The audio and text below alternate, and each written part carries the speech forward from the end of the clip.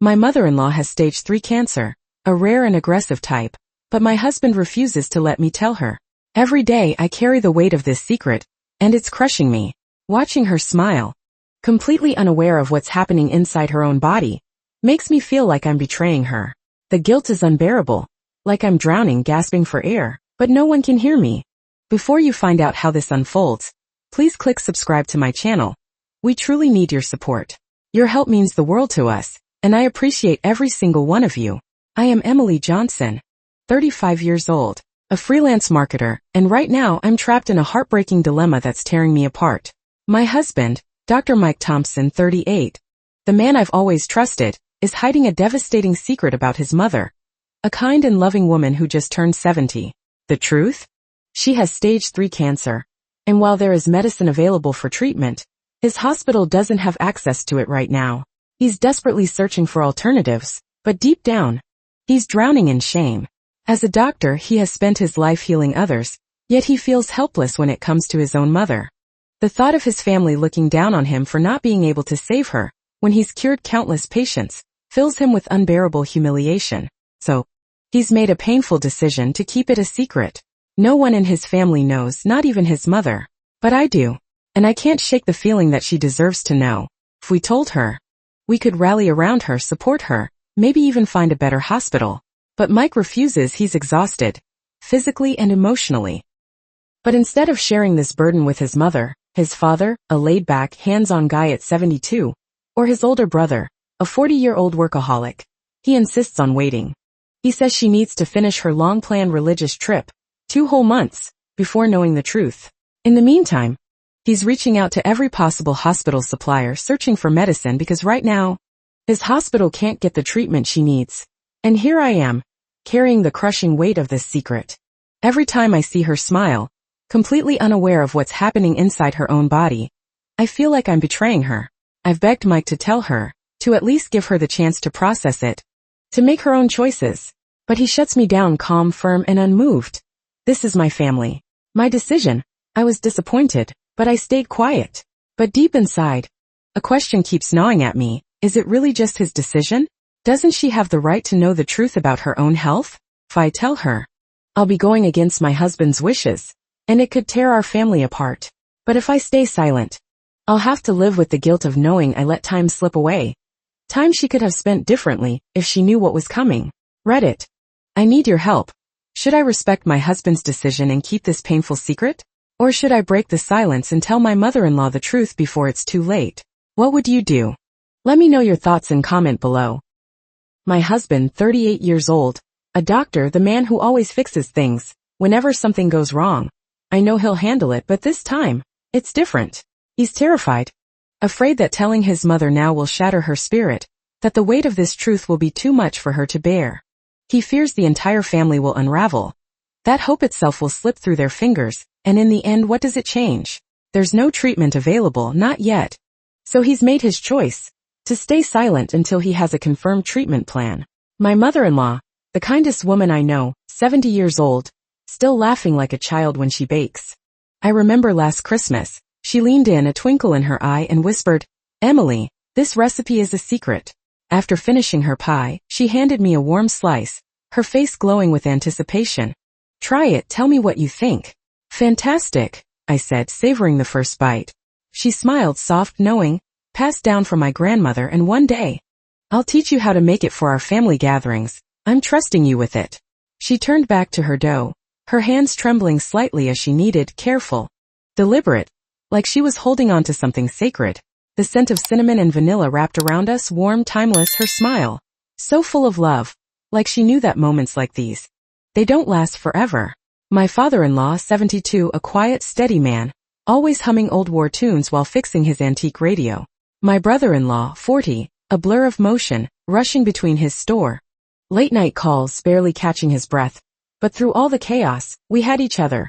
Sunday dinners, shared stories, laughter that filled the house. Until a year ago, I started noticing it. She was slowing down, her breath coming shorter after a walk, her smile just a little forced. "Just old bones, Emily, don't worry," she'd say with a wave of her hand. But last week it got scary. She dropped her coffee mug. Crash. Shards scattered across the floor. She stood there, frozen, eyes wide, barely able to stand. My chest tightened. I grabbed Mike's arm. She needs help now. He nodded, too quiet, too calm. He promised to run some tests, and I believed him. Like always. But this time, it wasn't a quick fix. That night, I found her standing by the window, just standing there, staring outside, humming softly, and my gut twisted. She had no idea what was coming. Mike came home late, his face pale, and I knew. I just knew. Something big had landed. For a moment we just stood there in silence, then he sighed. It's cancer. My breath hitched. Stage 3, he added, his voice barely above a whisper. The floor tilted beneath me.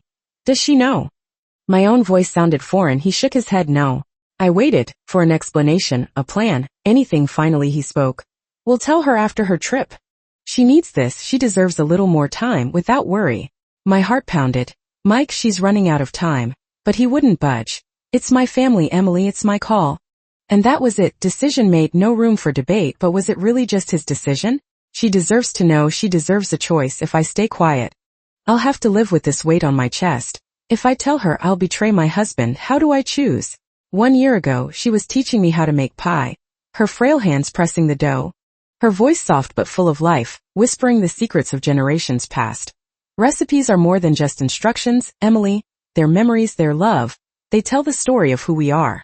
I remember the way she smiled as she dusted flour off her apron.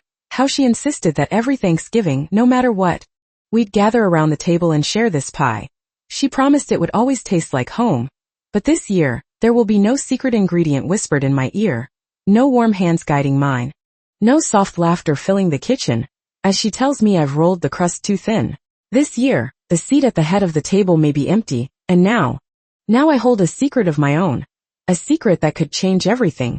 A secret she may never get the chance to hear. And if I stay silent, I'll have to live with the weight of knowing that the woman who taught me the meaning of tradition, of love, of family, may leave this world never knowing the truth. The moment we got the results, something in Mike changed. Her health might be getting worse. He just stood there, staring into nothing, frozen by the kitchen sink, hands gripping his coffee mug like it was the only thing keeping him upright. I pushed. Mike, what's on your mind? He turned, slow, heavy, like the weight of the world had settled on his shoulders. His voice barely above a whisper. My mom, she's really sick, and I don't know how to tell her. I don't even know how to tell my family. Just me, carrying this shock alone. He exhaled sharply, his fingers tightening around the mug, his gaze distant. I knew we both loved her so much. I keep picturing her, knitting by the fire, smiling, completely unaware of what's growing inside her. And my dad, he's outside sanding a shelf, whistling like nothing's changed. My brother's texting about his day, both of them completely blind to this. I reached for him. Mike, we have to tell them. They deserve to know we're a family. You don't have to carry this alone. You're a doctor. You tell your patients the truth, so they can make decisions about their own lives. Your mom deserves that same choice. He shook his head. Not yet, let's finish our family trip first. She's been looking forward to it. Her trip, her big religious pilgrimage, the one she'd been dreaming of her entire life, just 2 weeks away, and he was waiting? I snapped. Mike, she might not have 2 weeks. We need to admit her now, run more tests before it's too late. But he didn't answer, just turned toward the window. His eyes locked on her garden like it held the solution to everything. My heart pounded. How could he just stand there and ignore my words, when I felt like I was coming apart at the seams? Later that night, I saw him slip her medical chart into a drawer, his hand lingering before he locked it shut. And that's when it hit me. He's not just hiding the truth, he's guarding it. Like he's afraid of the questions his family will ask. Like keeping it locked away might somehow stop it from being real. This isn't the Mike I know. Not the man who held me when I lost my job. Whispered reassurances when I thought my world was falling apart. Where did he go? Now I'm stuck, replaying her last hug, feeling this truth sink deeper and deeper every second. How does he look at her and say nothing? And how am I supposed to stand beside him? Pretend like everything's okay when it's breaking me apart. I couldn't take it anymore. That night, I waited for Mike in our bedroom. The moment he walked in, I spoke directly. Mike, we have to tell everyone. They have the right to know. He sighed, tossing his jacket onto the chair. Emily, not now. Then when? When your mom suddenly collapses. When the whole family looks at us like selfish cowards for keeping this a secret. I was applying my night cream, but my hands froze. I stood up, steadying myself before calmly continuing. Mike, they'll blame us. They'll never forgive us if they find out we hid this from them. He shook his head, exhaustion heavy in his voice. I don't care what they think about me. I care about my mom and finding the right treatment for her. Just let her enjoy her trip. She's been looking forward to this. How can I take that joy away from her? Take away her joy? Mike, what joy? What if her condition becomes severe during this trip? What if something happens and she's unprepared? She needs to know the truth so she can make choices for herself. Choices. He cut me off, frustration flashing in his eyes. I'm still waiting for reliable sources to secure the right medication for her treatment. I'm a doctor, Emily. I know better than anyone that patients need the truth. His voice sharpened. But what does telling her now really accomplish? It will only make her worry. What choice is there?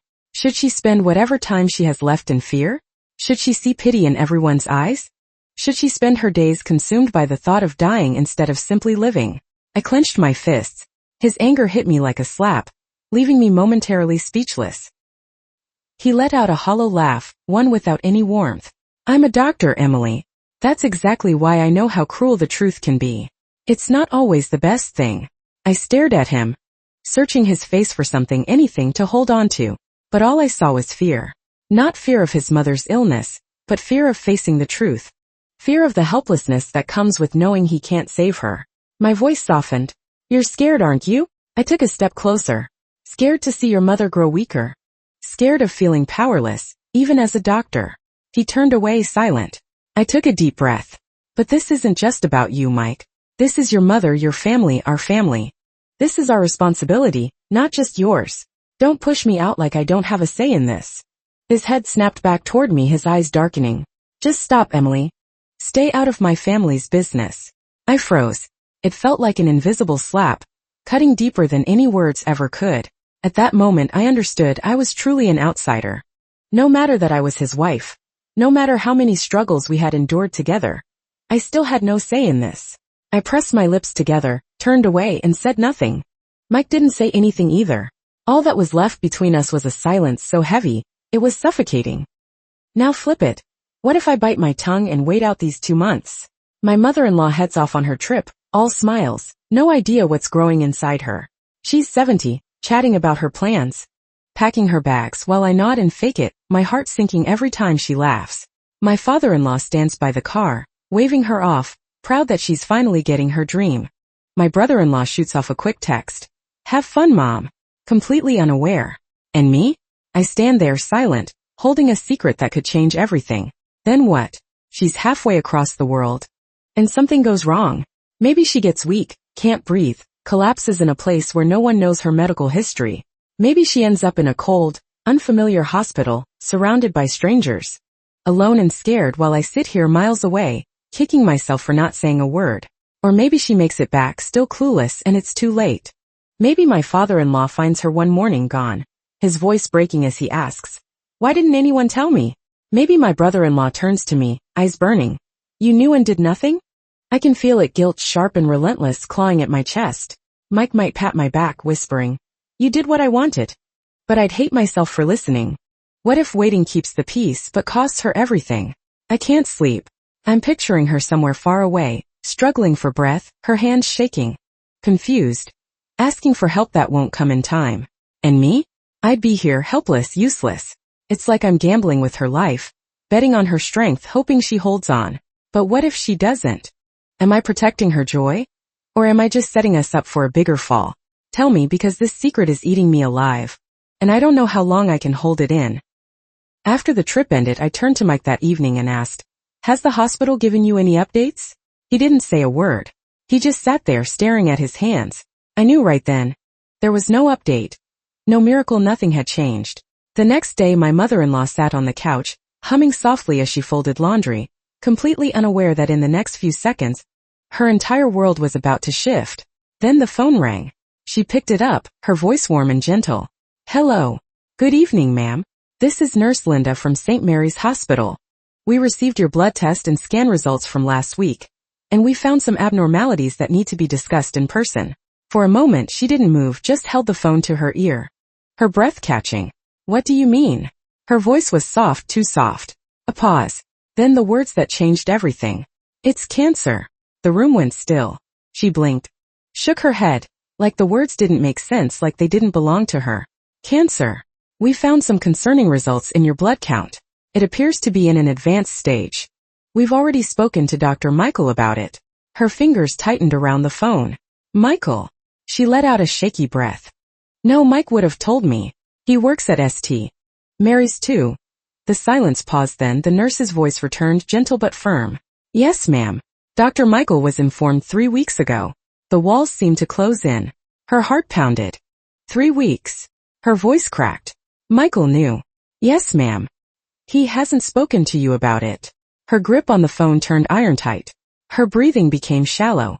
And then, without another word, she hung up. The entire house suddenly felt cold. That night, as Mike and I returned home from work, we barely had a moment to take off our coats before we saw her, standing by the door, waiting, her eyes burning with anger, with betrayal. Michael. His name cut through the air like a knife. Mike froze and I also froze. Why did you hide this from me? Her voice shook, but not with fear, with rage. This is my health. My life. Who gave you the right to keep this from me? Mike opened his mouth, but she raised a hand, silencing him. No. I don't want any excuses. I want the truth. How long were you going to wait? How long more you will tell me? Until it was too late. I swallowed hard, guilt churning in my stomach. Mike lowered his gaze, unable to speak. She shook her head, tears spilling down her cheeks. But they weren't tears of sadness. They were tears of betrayal. She feels betrayal. She turned abruptly, retreating to her room. We rushed after her. Mom, please listen, Mike pleaded. I wasn't trying to hurt you. I needed time to find the best treatment, the right medication. I was going to tell you once I had a right solution. She turned back sharply. A solution? So, you were just going to let me live in ignorance until you decided I was ready. Her voice cracked. You didn't tell me because you were afraid. Afraid of how I'd react. Afraid of losing control. Mike's shoulders tensed. I was protecting you. Protecting me. She let out a hollow laugh, shaking her head. By keeping me in the dark? By making decisions about my life without me? Footsteps pounded down the hall. My father-in-law appeared, his expression filled with confusion. What's going on? She turned to him, hands trembling. I have cancer. And Michael didn't tell me. Silence. You what? His face paled. Mike took a step forward. I was going to tell her. When? A new voice snapped through the air. My brother-in-law. After she got back. Or after it was too late? You are so selfish. Mike's eyes darted between us, trapped and cornered.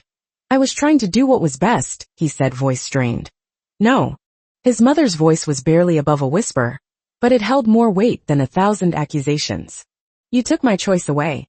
And just like that, the family shattered.